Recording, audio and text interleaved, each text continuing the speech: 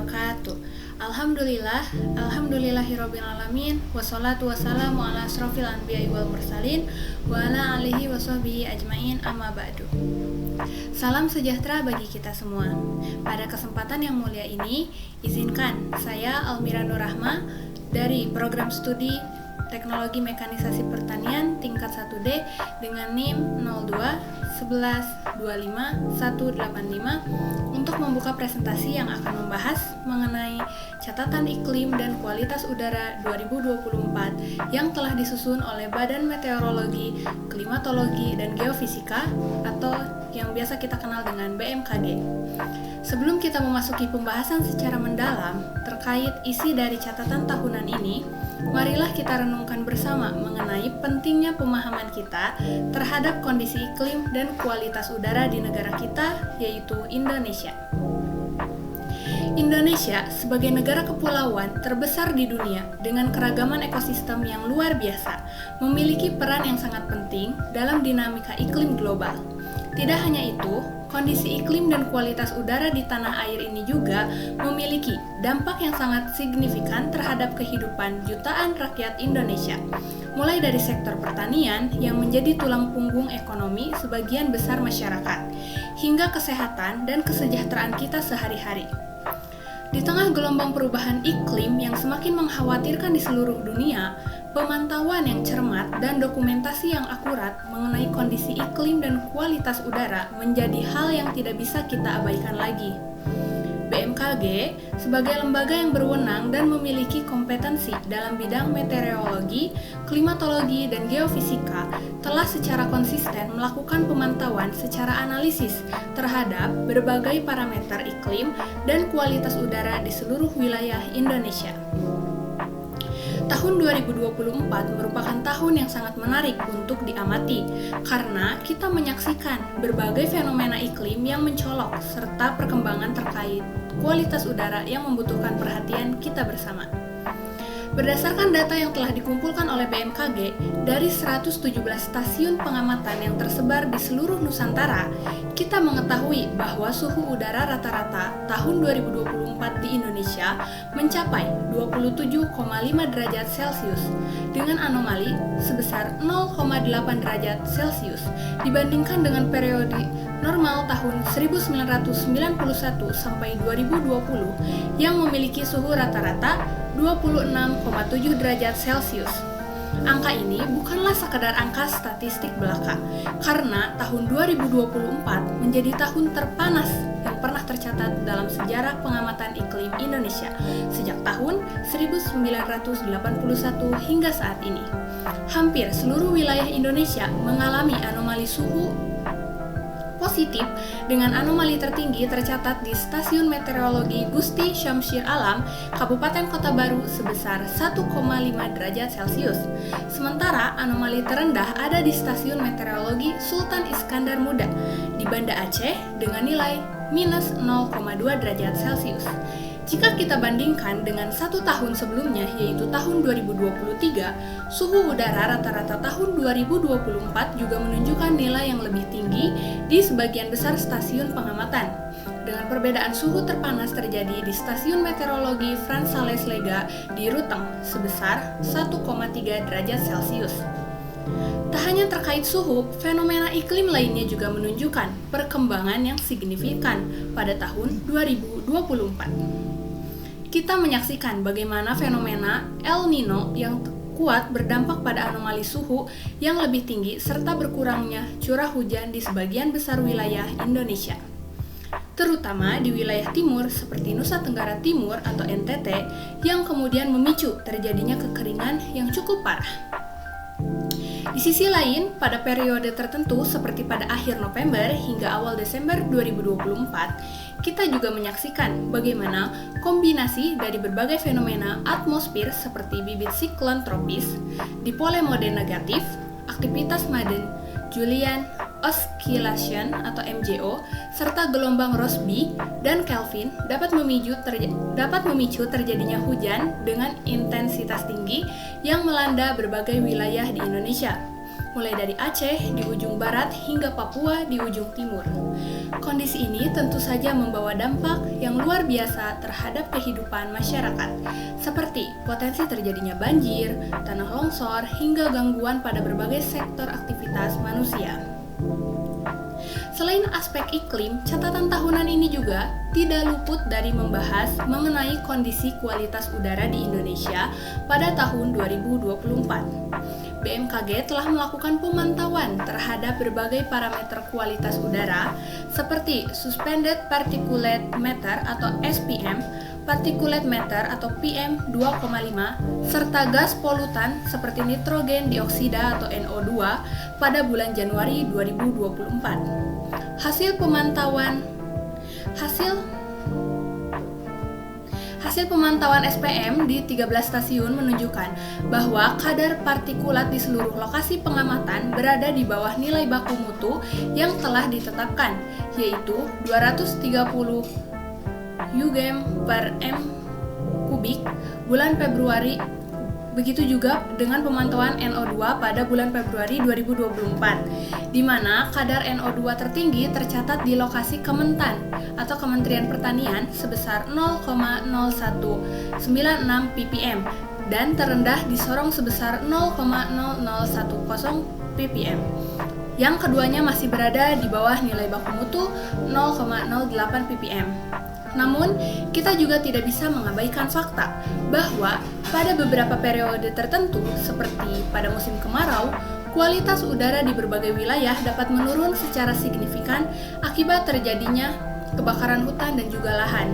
Seperti yang kita ketahui, kebakaran hutan dan lahan tidak hanya menghasilkan emisi gas rumah kaca yang berkontribusi pada pemanasan global, tetapi juga menghasilkan partikel yang berdampak buruk terhadap kesehatan manusia, karena bahayanya seperti black carbon, terutama sistem pernapasan dan juga kardiovaskular. Perlu kita pahami bahwa iklim dan kualitas udara adalah dua isu yang saling terikat erat dan saling mempengaruhi. Emisi dari pembakaran bahan bakar fosil dan biomasa menjadi penghubung yang sangat krusial antara kedua permasalahan ini. Polutan seperti CO2, metana, dan black carbon tidak hanya berkontribusi terhadap pemanasan global, tetapi juga berdampak buruk terhadap kualitas udara yang kita hirup setiap hari. Sebaliknya, perubahan iklim yang terjadi juga dapat memperburuk kondisi kualitas udara, misalnya melalui peningkatan suhu yang dapat mempercepat reaksi kimia polutan di atmosfer, serta perubahan pola cuaca yang dapat mempengaruhi penyebaran polutan udara. Oleh karena itu, catatan iklim dan kualitas udara 2024 yang kita bahas ini, yang disusun oleh BMKG, bukan hanya sekedar laporan tahunan, tetapi juga merupakan sumber informasi yang sangat berharga bagi kita semua untuk memahami kondisi iklim dan juga kualitas udara di Indonesia, serta sebagai dasar untuk mengambil langkah-langkah yang tepat dalam rangka adaptasi dan mitigasi perubahan iklim, serta upaya meningkatkan kualitas udara di negara kita ini. Laporan ini juga memberikan gambaran yang jelas mengenai bagaimana kondisi iklim dan kualitas udara berdampak pada berbagai sektor kehidupan seperti pertanian, kesehatan, transportasi, dan pembangunan berkelanjutan. Melalui presentasi hari ini, saya berharap kita semua dapat memperoleh pemahaman yang lebih mendalam mengenai kondisi iklim dan kualitas udara di Indonesia pada tahun 2024. Serta dapat menyadari betapa pentingnya peran kita masing-masing dalam menjaga kelestarian lingkungan dan upaya mengatasi perubahan iklim serta masalah polusi udara. Kita juga berharap bahwa data dan informasi ini juga terdapat dalam catatan tahunan ini dapat menjadi dasar bagi berbagai pihak, mulai dari pemerintah, dunia usaha, akademisi, hingga masyarakat umum, untuk mengambil langkah-langkah konkret dalam rangka menciptakan masa depan negara kita dan generasi mendatang. Setelah kita membahas gambaran umum mengenai kondisi iklim dan kualitas udara di Indonesia pada tahun 2024 serta struktur bab yang akan kita bahas, kini mari kita mulai dengan bab pertama yang menjadi dasar pemahaman kita terhadap kondisi iklim di tanah air, yaitu dengan melihat bagaimana kondisi iklim global yang menjadi konteks utama bagi perubahan yang terjadi di Indonesia. Tanpa memahami dinamika iklim global, kita tidak akan sepenuhnya memahami faktor-faktor yang menyebabkan berbagai fenomena iklim yang kita alami. Berikut adalah penjelasan mengenai materi indikator iklim global yang menjadi bagian awal dari bab 1 tentang kondisi iklim Indonesia tahun 2024. Bab pertama mengenai kondisi iklim di Indonesia pada tahun 2024. Yang pertama ada indikator pada iklim global, data suhu rata-rata permukiman bumi global tahun 2024. Pada tahun 2024, suhu rata-rata permukaan bumi secara global tercatat sebesar 1,55 derajat Celcius, kurang lebih 0,13 derajat Celcius lebih tinggi dibandingkan dengan suhu rata-rata periode pra-industri pada tahun 1850 sampai 1900. Angka ini merupakan hasil sintesis dari 6 sumber data meteorologi dan klimatologi terkemuka di dunia yang telah menjalani proses validasi dan verifikasi secara ketat selama bertahun-tahun. Setiap sumber data memiliki metodologi pengumpulan dan analisis yang berbeda, namun semuanya menghasilkan kesimpulan yang sama mengenai tren peningkatan suhu yang tak terbantahkan. Hadcraft 5 yang dikelola oleh Met Office Handley Center dan University of East Anglia Climatic Research Unit telah mengumpulkan data suhu lebih dari 30.000 stasiun pengamatan darat dan ribuan titik pengamatan laut di seluruh dunia sejak tahun 1850. Data ini melalui proses kalibrasi yang ketat untuk mengakomodasi perubahan dalam metode pengukuran dan lokasi stasiun seiring waktu. Hasil analisis dari Hadcraft 5 menunjukkan bahwa suhu global tahun 2024 mencapai 1,54 derajat Celcius di atas tingkat pra-industri dengan margin kesalahan sebesar kurang lebih 0,12 derajat Celcius. Sementara itu, NOAA Global Temp V6 dari National Oceanic and Atmospheric Administration Amerika Serikat menggunakan data dari lebih 40.000 stasiun darat dan sistem pengamatan laut yang lebih luas, termasuk data dari kapal penelitian dan boya oseanografi modern. Analisis dari NOAA menunjukkan suhu global tahun 2024 sebesar 1,56 derajat Celcius di atas tingkat pra-industri dengan margin kesalahan kurang lebih 0,11 derajat Celcius. Perbedaan kecil antara hasil dari Hadcraft 5 dan NOAA Global Temp V6 disebabkan oleh perbedaan dalam cara menangani data yang hilang dan metode interpolasi untuk area dengan kepadatan stasiun pengamatan yang rendah, seperti di wilayah kutub dan lautan lepas. GISTM dari NASA Goddard Institute for Space Studies menggunakan pendekatan yang sedikit berbeda dengan memodelkan variasi spasial suhu berdasarkan data pengamatan yang tersedia. Hasil analisis mereka menunjukkan suhu global tahun 2024 sebesar 1,57 derajat Celcius di atas tingkat pra-industri dengan margin kesalahan kurang lebih 0,14 derajat Celcius. Pendekatan ini memungkinkan estimasi yang lebih akurat untuk wilayah dengan data terbatas, namun juga memperkenalkan unsur model yang sedikit berbeda dari pendekatan yang lebih bergantung pada pengamatan langsung.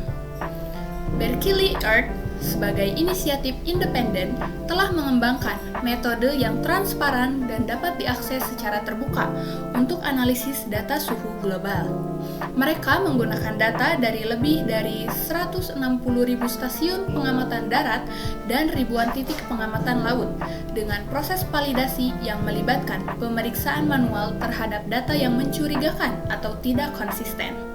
Hasil dari Berkeley Earth menunjukkan suhu global tahun 2024 sebesar 1,55 derajat Celcius di atas tingkat pra-industri dengan margin kesalahan kurang lebih 0,13 derajat Celcius. JRA 3X dari Japan Meteorological Agency menggunakan model Raynaud's reanalisis yang menggabungkan data pengamatan dengan model iklim untuk menghasilkan dataset yang konsisten secara spasial dan temporal.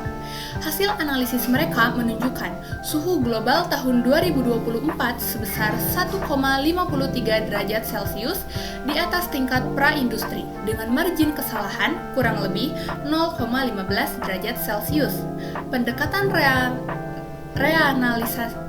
reanalisis ini sangat berguna untuk memahami variabilitas iklim dalam konteks sistem iklim yang lebih luas. Terakhir, ERA5 dari European Centre for Medium Range Weather Forecast atau ECMWF merupakan model reanalisis terbaru dengan resolusi spasial yang lebih tinggi dibandingkan model sebelumnya. Hasil analisis ERA5 menunjukkan suhu global tahun 2024 sebesar 1,56 derajat Celcius di atas tingkat pra-industri dengan margin kesalahan kurang lebih 0,12 derajat Celcius. Model ini juga memberikan informasi rinci mengenai distribusi suhu di berbagai lapisan atmosfer yang sangat berguna untuk memahami dinamika sistem iklim global.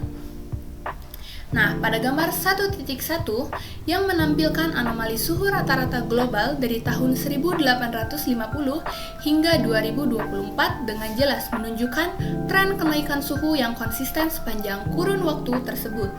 Pada awal abad ke-19, anomali suhu berkisar antara minus 0,2 derajat Celcius hingga plus 0,2 derajat Celcius dengan variasi yang disebabkan oleh faktor alam seperti siklus matahari dan aktivitas vulkanik. Namun, sejak pertengahan abad ke-20, terutama setelah tahun 1950, kita melihat kenaikan suhu yang sangat tajam dan terus-menerus. Pada tahun 1998, suhu global mencapai anomali sekitar 0,7 derajat Celcius, dan sejak saat itu, setiap dekade menunjukkan peningkatan yang signifikan. Pada tahun 2016, yang sebelumnya merupakan tahun terpanas yang tercatat, anomali suhu mencapai sekitar 1,2 derajat Celcius. Namun, tahun 2024 melampaui angka ini dengan signifikan hingga 1,55 derajat Celcius. Makna tonggak sejarah 1,5 derajat Celcius. Tahun 2024 menjadi tahun pertama dalam sejarah pengamatan iklim global, di mana suhu rata-rata global melampaui ambang batas 1,5 derajat Celcius di atas tingkat pra-industri, sebuah angka yang telah ditetapkan sebagai target penting dalam Perjanjian Paris tahun 2015. Perjanjian ini bukan hanya hasil dari negosiasi politik semata, melainkan berdasarkan pada ribuan studi ilmiah yang menunjukkan bahwa batas 1,5 derajat Celcius merupakan ambang di mana dampak perubahan iklim masih dapat dikelola dengan cara yang relatif terkontrol. Sedangkan melewati batas ini akan menyebabkan konsekuensi yang jauh lebih parah dan sulit diperbaiki.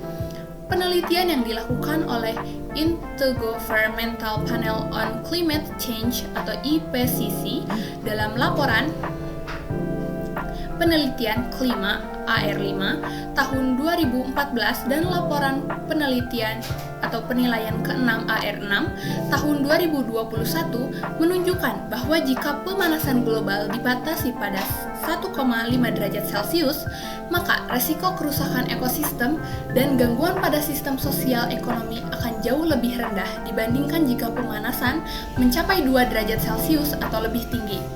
Beberapa perbedaan kunci antara pemanasan 1,5 derajat Celcius dan 2 derajat Celcius yang telah diidentifikasi oleh IPCC antara lain yaitu: pertama, kenaikan permukaan laut. Pada pemanasan 1,5 derajat Celcius, kenaikan permukaan laut diperkirakan mencapai sekitar 0,26 hingga 0,77 meter pada akhir abad ke-21.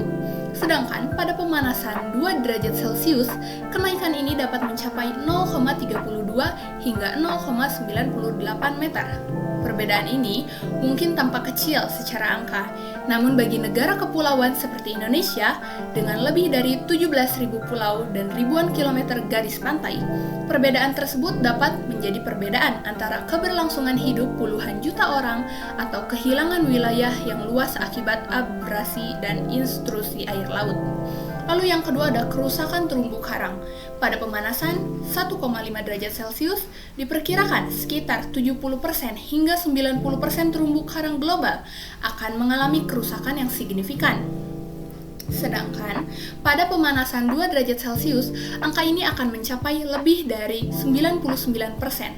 Terumbu karang tidak hanya penting sebagai habitat bagi berbagai spesies ikan dan organisme laut lainnya, tetapi juga berperan sebagai benteng alami yang melindungi daratan dari gelombang pasang dan juga badai tropis.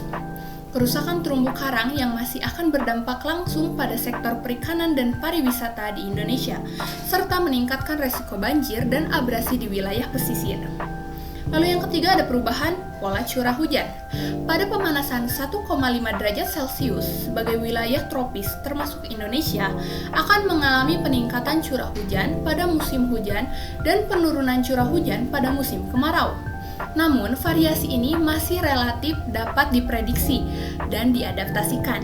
Namun, pada pemanasan 2 derajat Celcius, variasi pola curah hujan akan menjadi jauh lebih ekstrim, dengan musim hujan yang lebih lebat dan juga musim kemarau yang lebih panjang juga parah.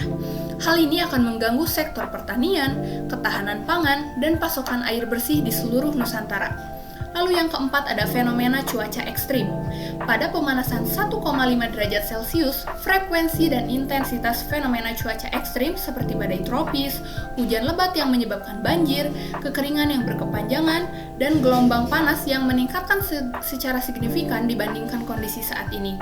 Namun, pada pemanasan 2 derajat Celcius, peningkatan frekuensi dan intensitas ini akan menjadi jauh lebih besar dengan beberapa jenis fenomena cuaca ekstrim yang mungkin muncul dengan intensitas yang belum pernah tercatat sebelumnya.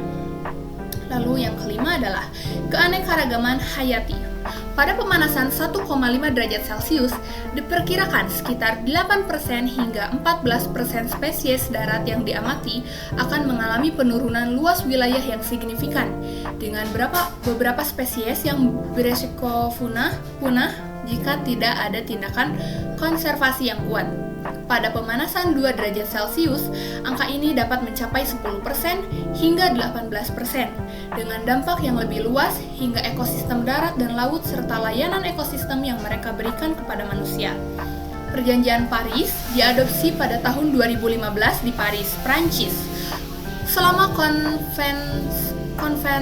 konferensi perubahan iklim PBB ke-21 atau COP21 dengan partisipasi dari hampir 200 negara di dunia, proses negosiasi yang menghasilkan perjanjian ini berlangsung selama bertahun-tahun dan melibatkan berbagai pemangku kepentingan, termasuk pemerintah, organisasi masyarakat sipil, dunia usaha, dan akademisi.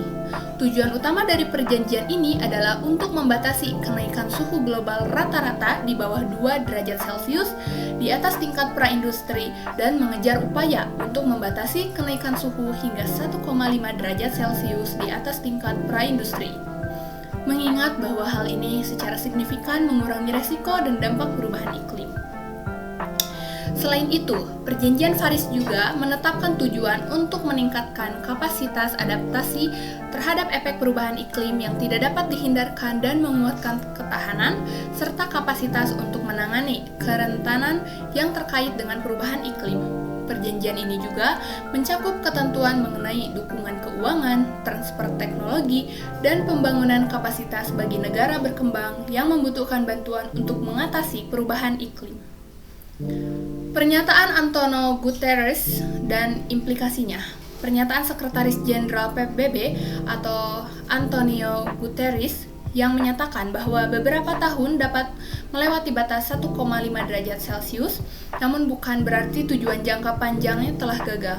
Sebaliknya, ini akan menjadi peringatan bahwa kita harus berjuang lebih keras untuk kembali ke jalur yang benar. Suhu ekstrim di tahun 2024 membutuhkan tindakan luar biasa dalam menghadapi perubahan iklim di tahun 2025. memiliki makna yang sangat mendalam bagi seluruh komunitas global.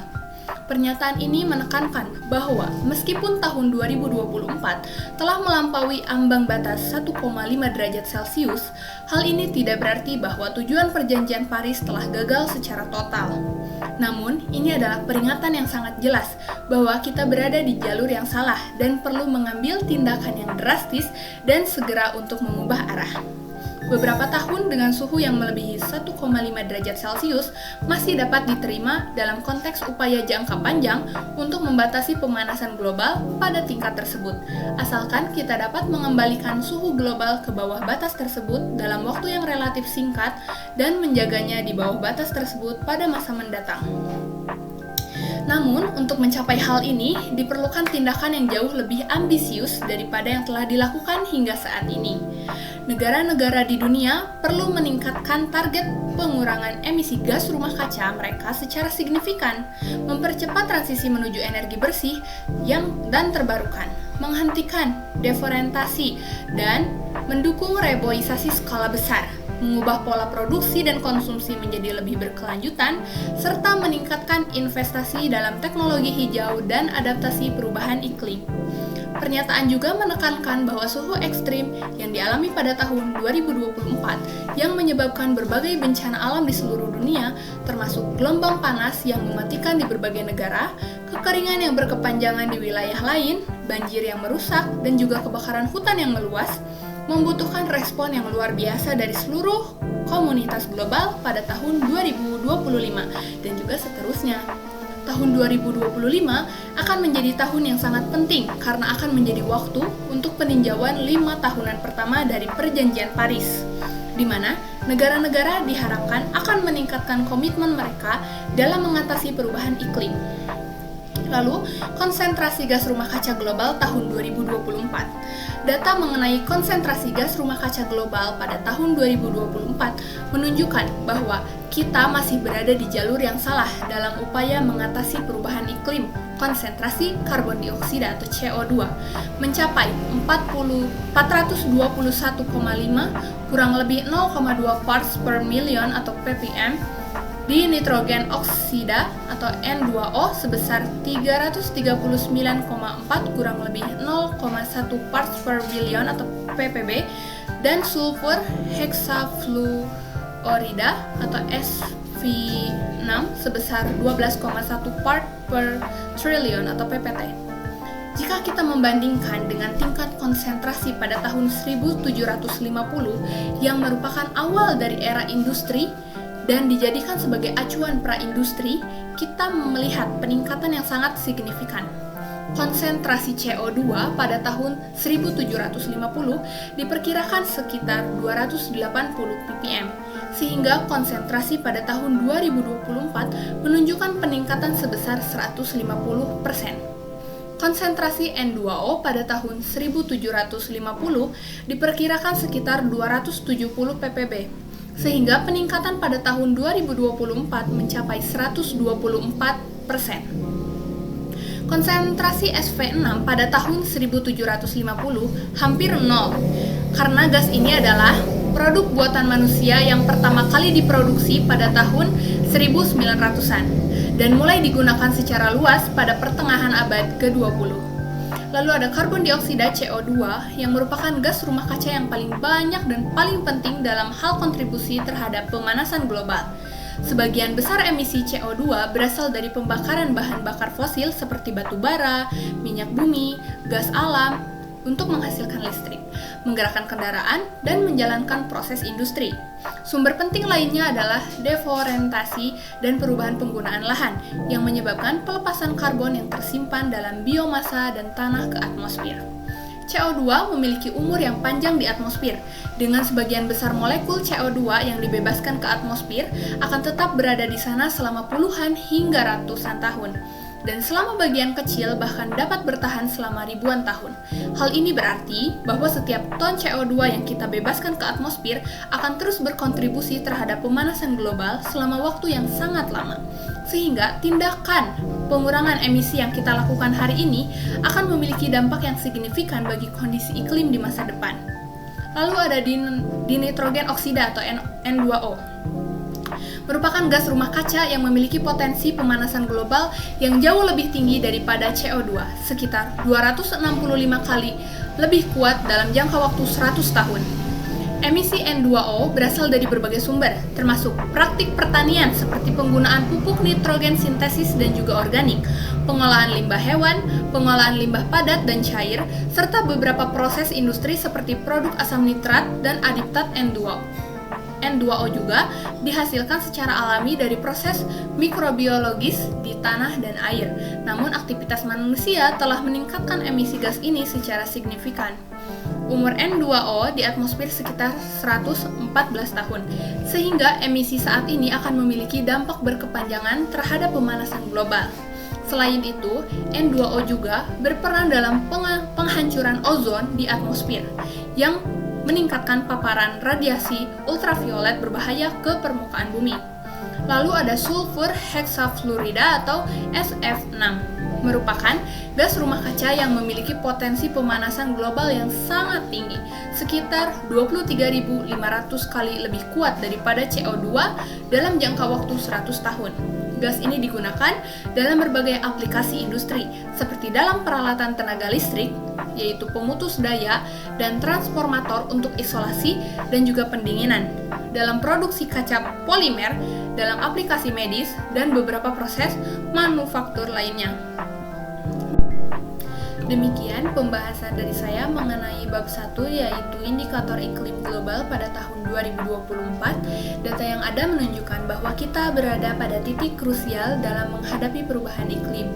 Meskipun tantangannya besar, masih ada harapan untuk mencapai tujuan Perjanjian Paris jika seluruh dunia bersatu dan bertindak dengan segera. Bagi Indonesia, hal ini bukan hanya soal lingkungan, tetapi juga kelangsungan hidup dan kesejahteraan rakyat.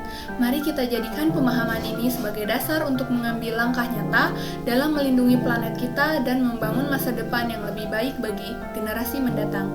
Saya Almira Nurrahma, sekian dan terima kasih.